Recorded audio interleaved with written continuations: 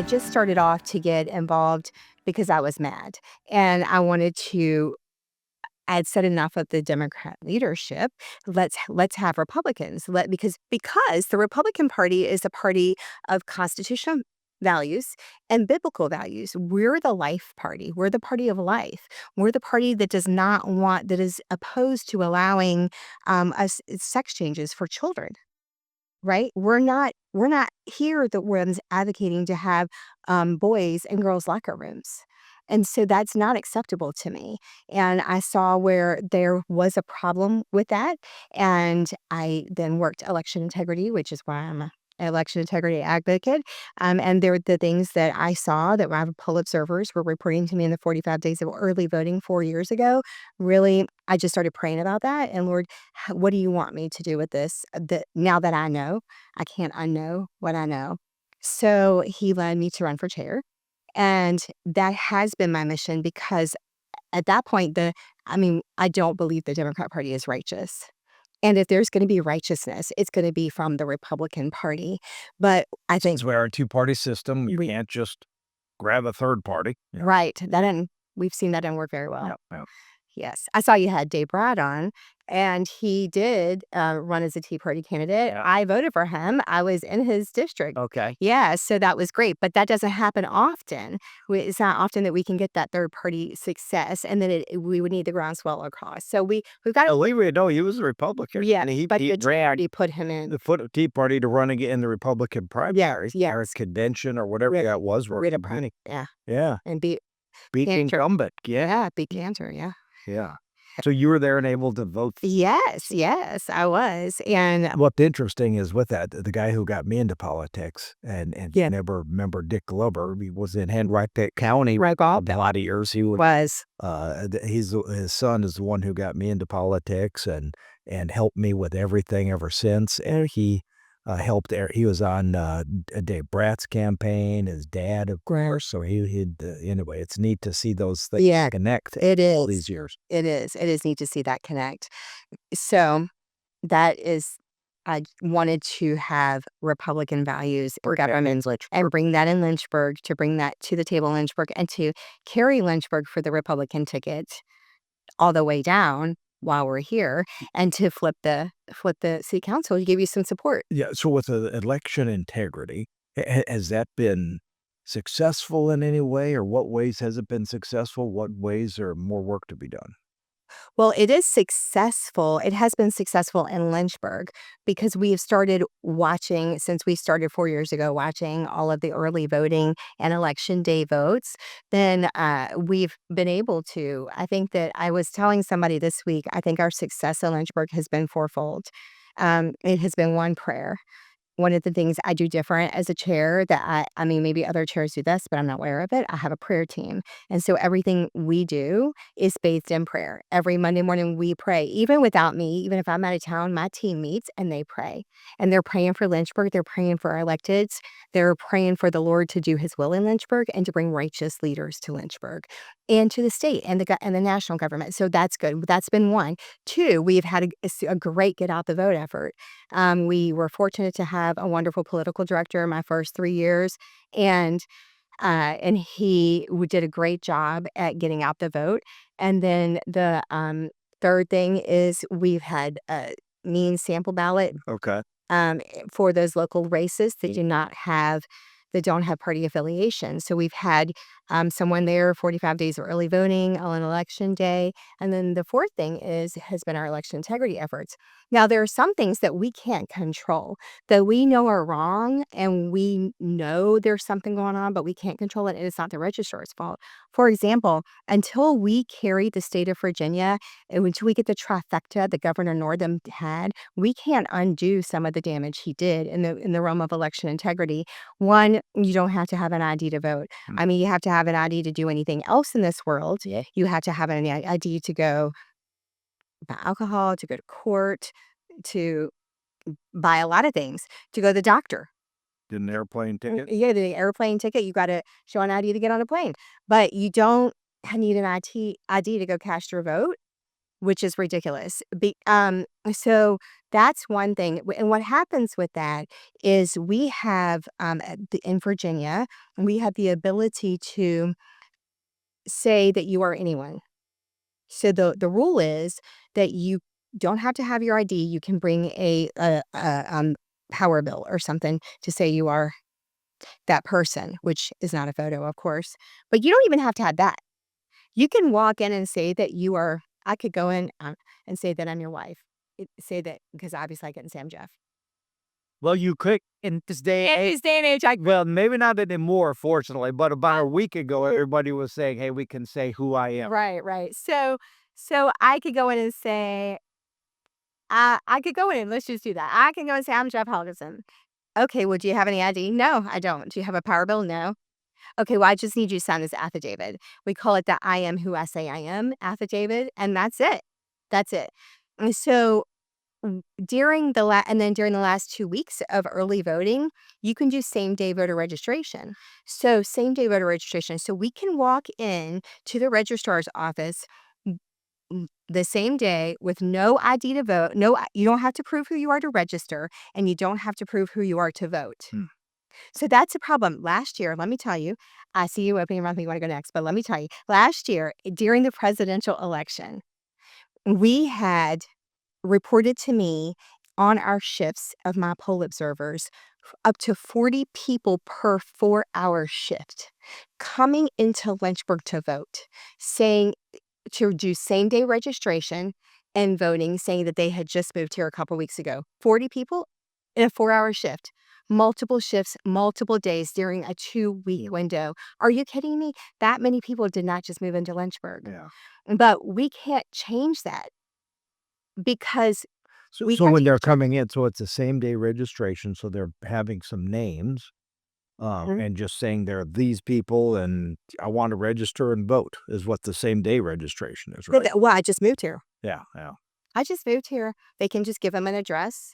So the theory is, I mean, when you have across the country, multiple states that allow this early voting and the same day registration, then what stops a group from being bussed from state to state to state for something like a presidential? A few years ago, one of my neighbors, remember she came out of the polling place. She was planning on voting for me and our Right. Republican tickets, and she came out, excuse me, she said, "I can't believe it. I already voted, but I didn't already vote." Mhm. Somebody somehow came in, used her name, and said, "I'm such and so it was already a vote was cast in her name, and there was nothing that could be done. Yes. So and you think about, the feeling that you would have of violation, Right. that somebody came in and voted for you and probably voted the exact opposite way Right. that you would have done. Right. They took your name and your ID Right. and your identification, and so what's being done to what's so you mentioned about needing the trifecta. It's always is kind of funny how Republicans always, especially the squishy ones, love to always blame something else. It's always somebody else. In Lynchburg, you put together and the party was ready to go with a Republican firehouse Mhm. primary that would preclude Democrats from coming in. RPV said fantastic. Everybody said fantastic. But then for some reason, Jason Mieres, the attorney general, comes in and say, nope, you can't do it. Mhm. Pretty disappointing. How Yeah. how do we how do we deal with those kind of things? I saw him anyway, we'll So we filed suit. yeah. We filed a lawsuit in the circuit court for that again, and for our ability to have a firehouse primary that we And the did. firehouse primary is just saying, we want Republicans to vote in a Republican primary. Right. It's not the general election, it's just saying, who are we picking for our team to go forward in the general election, right? Correct. Correct. So what was really concerning to me, and what was really strange to me, speaking of righteousness, that I got so much flack over wanting to have a Republican led nomination process, that I had the media bashing me and interviewing me on the air and saying, "Well, what do you mean you're not going to let Democrats vote in your firehouse primary?" And I'm like, "Well, So it's a Republican firehouse primary. you're right." Right, so isn't that mean? No, it's not mean because they're not our Republican candidate is not representing Democrats. We are hoping to get someone that represents Republican values. Hey, and so maybe next time we'll say, "Hey, we're gonna show up at your ABC Right, broadcasting of, when you're voting on who's gonna be hired or whatnot, right, and we wanna say, right, well, let us pick yeah, let us come in and go get to vote on your corporate board, r even though we don't have shares, but we're gonna kinda." right, right. So, it was mind-blowing to me because it just seemed like a no-brainer to me. So what I like to tell is that what people don't understand, and for me, I'm always about protecting the people, the people who are coming to the polls to vote, the citizens that we represent. Because they expect I remember what it was like to be raising my children and be at a time when maybe there was a local election. I didn't have time to do my research. I was just trying to work and survive, right? Yep. To raise my family. So I expect when I went to the poll that the person on the ballot who had an R beside their name aligned with my Yep. values. Yep. I expect that there was some type of screening done by the Republican Party. Well, the way that it's currently set up and with this open primary system run by the state, we anybody can submit. I don't, as the party chair, I don't even have the ability to control who runs in that Wow. primary. So anybody, Ralph Northam, well-known Democrat liberal governor who did all this stuff with our voter laws, could decide that he wants to run for Lynchburg City Council. Yeah. And he could come to Lynchburg. He could move here, make it his residence. He could go collect the signatures. And on the day that the law says, show up to me and hand me his paperwork, and I can't stop him. And he could be running as a Republican. Exactly. He will run as on the Republican primary ballot. What's interesting is after I ran into some folks that I staunch Democrats, and they said, "Hey, well, we came and voted the Republican primary," or I saw them there, and it's like, "Wait a minute, Absolutely. what this is," They did. And they then, wanted the lesser of two evils is what they would say from their perspective. They wanted the most moderate Republican. They don't like a Republican that actually believes in the Republican creed of limited government to fiscal responsibility, of defense. They want the ones that's gonna be the squish that's gonna roll over. right? They do. They do. Or one that they think they can most easily defeat. Yeah, exactly. Yep. Those are their 2 options.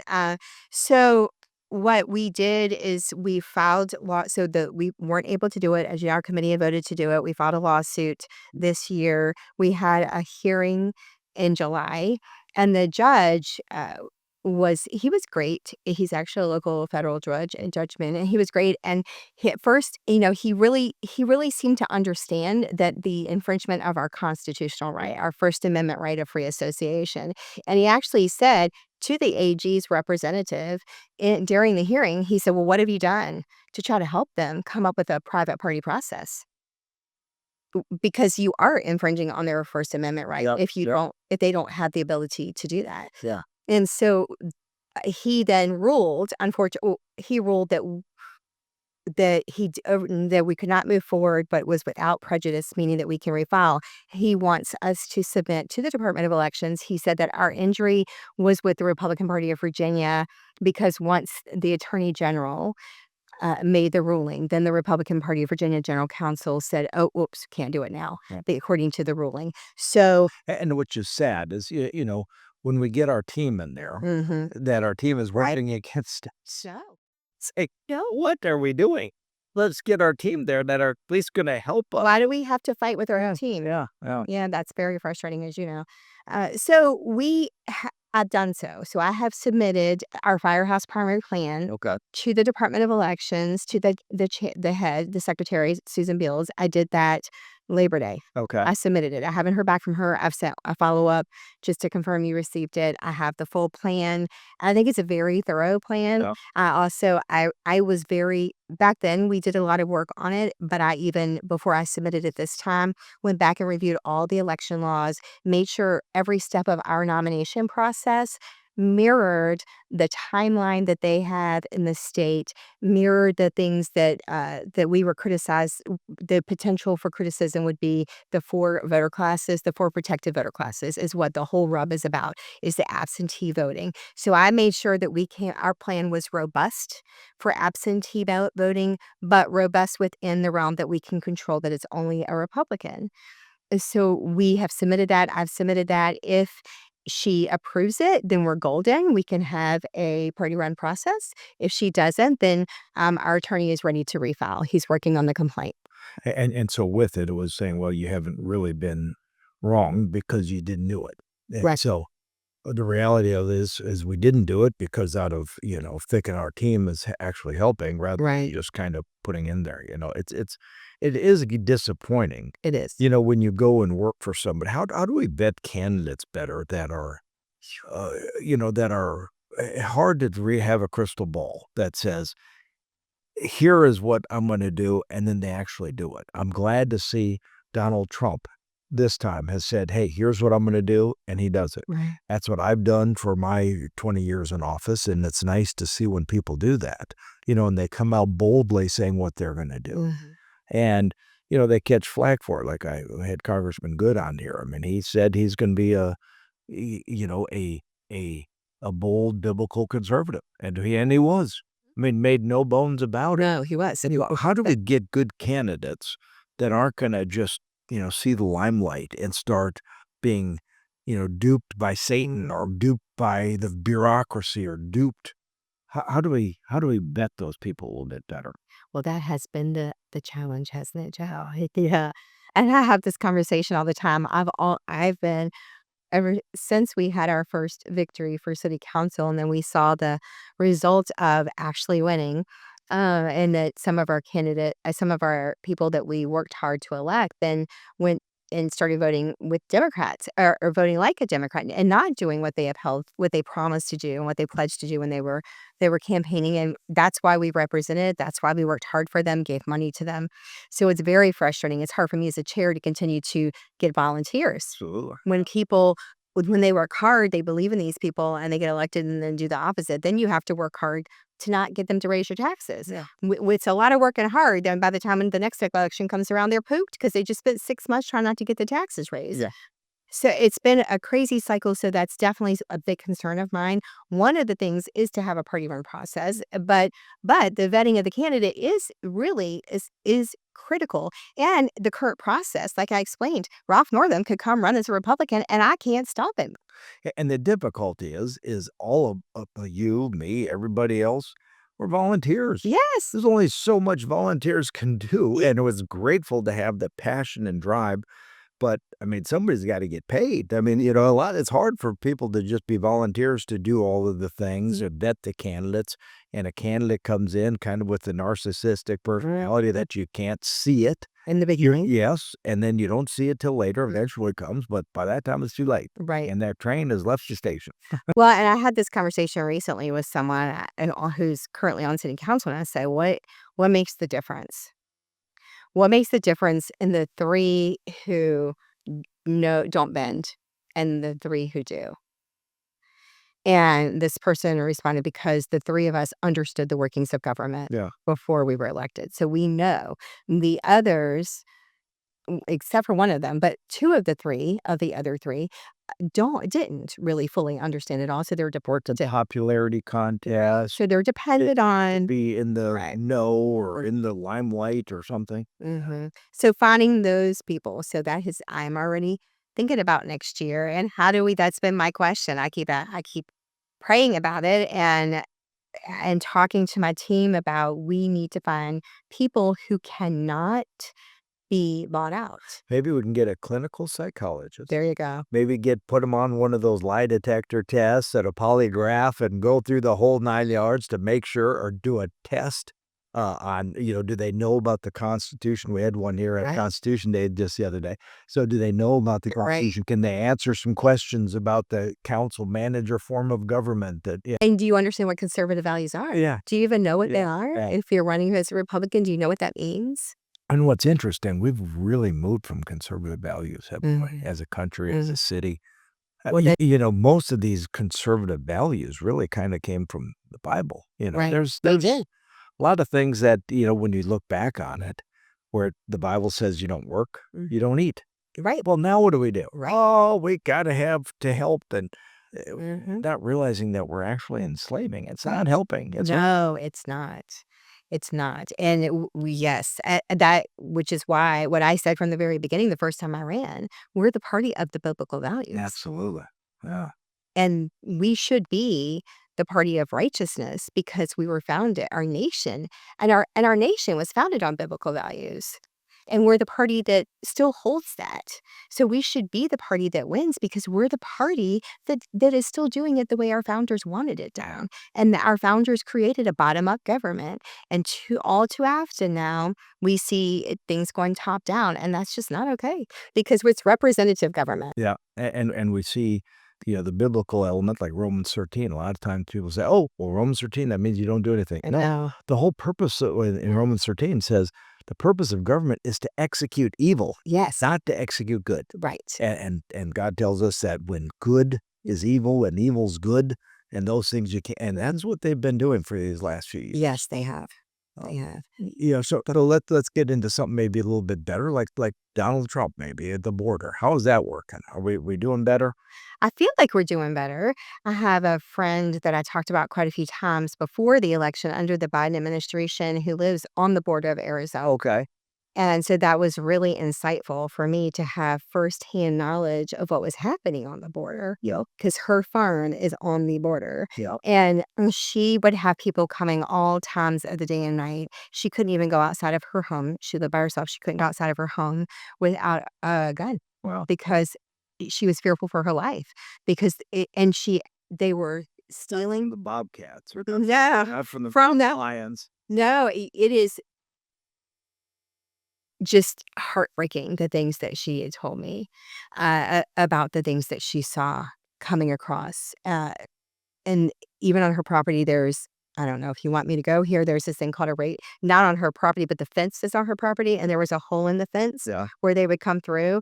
And she was riding with her horse and she saw on the other side of through the hole, there was a tree that's called the rape tree. That's where they put all the panties of the women that they rape. And she would see because the payment for women to cross the border to the cartels, you hear the cartels are in charge, you don't understand what that means.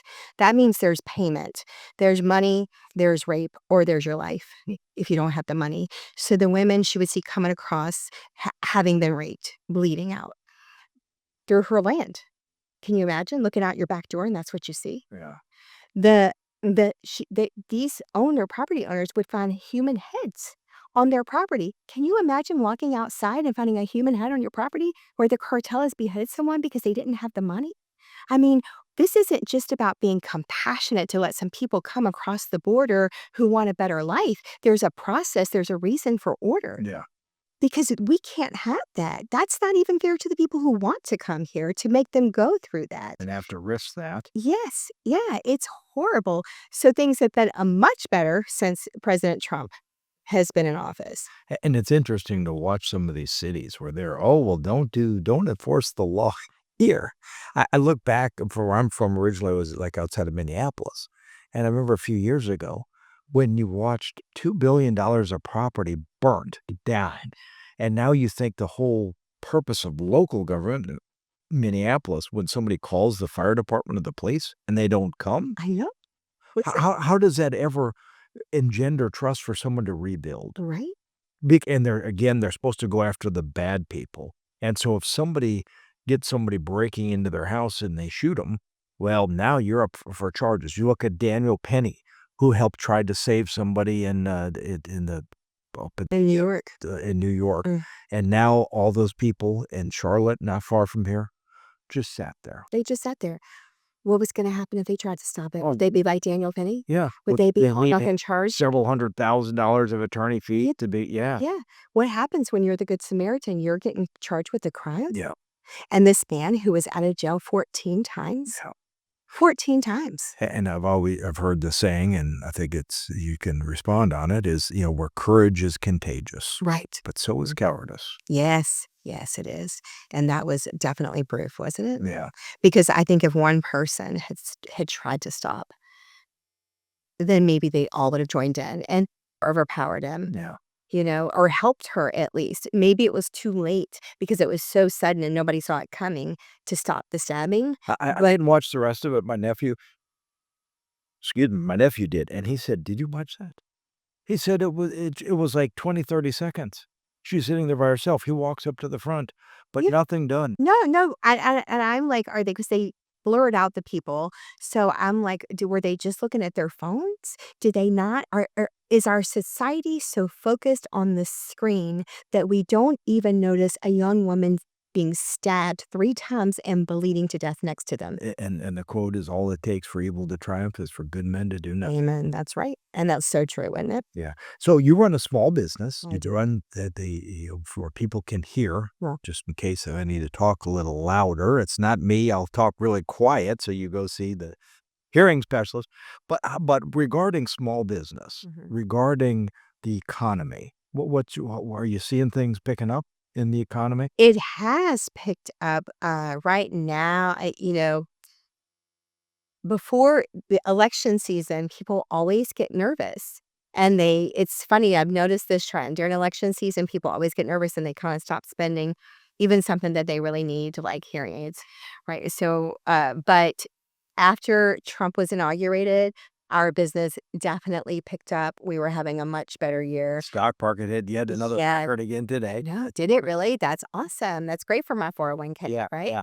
Yeah, so it has been good, and, just my husband and I do a lot of traveling, and just traveling throughout the country that we do throughout the year, we've met so many small business owners. I remember last year when we were in Nashville, but the week between Christmas and New Year's, and we would go into small. I like to go into small businesses and talk to the people that own it, and so many people said to me, "If Trump had not been elected, we could not have made it another year. We would have lost our business. We would have had to close up." So I'm very grateful. We're grateful because it definitely has made a difference in our business too. Yeah. And it's amazing big government that they always say, "Go more taxes and more spending." They don't understand even the basic economics, and, fortunately, as you mentioned, Dave Brad on here, has a clear understanding of supply side economics. It's not government driven. Right. It's individuals. The supply is saying, "Hey, we're gonna have more spending individuals rather than government." Right, keep the costs low, keep the taxes low, so people have their own money to spend. Why is that such a foreign concept? I talked to a young woman today. I met with a young woman today who she and her husband, she had graduated from Liberty, and they were going to buy a house in Northern Virginia because he worked up there and she worked from home. And the taxes were too expensive. So they settled down here in Lynchburg. And she's like, and now the real estate tax has gone up to what it was there. Yeah. We can't afford to stay here. Wow.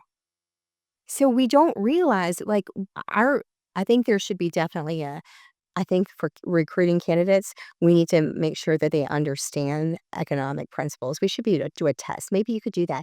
Maybe you could create an economic principle test with taxation that we could give all of our candidates to vet them. Because it's so interesting. They know how it works, but the sad thing is that most of these city administrators, city bureaucrats, they actually go to school how to co-opt them.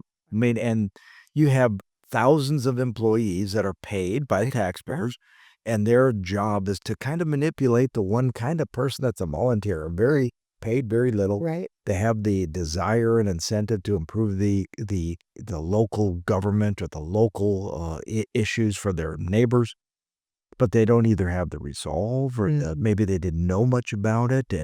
And government says, "Oh, if we just do this, this will be so great. If we build a new amphitheater downtown, rather than paying down some debt or fixing a roof in a schoolhouse, but that can help." Right. Um, Let's prioritize. yeah, which is very difficult because you have that, you have this full court press by 1,200 city employees, 1,500 school employees. They can meet anytime they want, have a public meeting or a private meeting and say, "Here's what I want you all to do." That's true. And city council, you can't have 3 meetings Yeah. because that's a illegal That's meeting. right. Yeah. Right. It becomes a public meeting. You have 10 minutes, and yeah, it is very difficult, and it's just so sad that people do not have the discernment to see what's happening. And with that, you talked about bringing righteousness back in government and back at which obviously it's comes from the citizen that's represented. And, in Proverbs and throughout the Bible says, any of you lack wisdom, what are we supposed to do? We're supposed to ask, right? Right. Ask God and pray that Right. we'll have that Absolutely. wisdom. Yeah. Have conversations and trust people who've been around longer than you. Yeah, yeah. Right? It's a tough thing. Right, right. Not just the paid person who has their own agenda. Talk to the people who work to elect you from your own party. Get the help there from those experts. And some of those people that we did elect as Republicans, I've been to several meetings, and interestingly enough, I haven't seen them. Yeah. They Oh, been yeah. have No. they been at the meetings? No, no, no. They haven't been. Yeah, it is sad though that one of my favorite, songs now is, by CeCe Winans. I didn't know that song before. I only heard it the version great. But it was safe. Yeah, yeah. Yeah, but how good I mean, how do you even say that? But it's me. That whole song is praising God, and how do you convert that to you? But I don't understand how that ever. I don't know, but I can just tell you I was in the room that day. Yeah. As the chair of the party, I was horrified that that was a fellow Republican that I worked with. Singing that song, even no less. I mean, so anyway, we'll go. Let's talk about something else. Well, in closing here, Charlie Kirk, obviously made a huge impact. And after that death, people are kind of saying, "Oh, let's glorify him," and they're not really. But how do we continue what he stood for? I know you have some young sons that maybe introduced you to.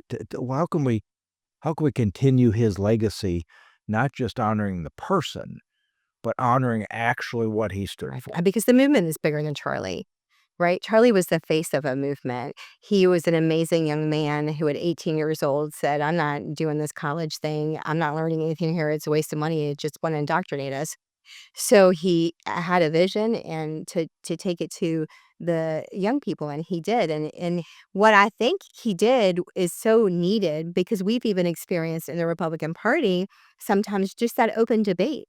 You have to be respectful of each other. And he brought back the respect of debate, which we see is so missing in our culture today. And as we see from the people who didn't like Charlie and their horrible responses to him and to his murder, his assassination on social media, it is disturbing to me that anyone would celebrate the assassination of a man who is somebody's father, somebody's husband, somebody's son, somebody's brother, the boss of he has a company that all these employees.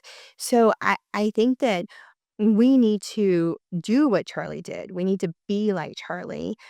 We need to I do see the same post. I don't think that Charlie would want us to focus on him. He would want us to focus on the movement. No. And I think Charlie was Stood for biblical conservative yes. principle.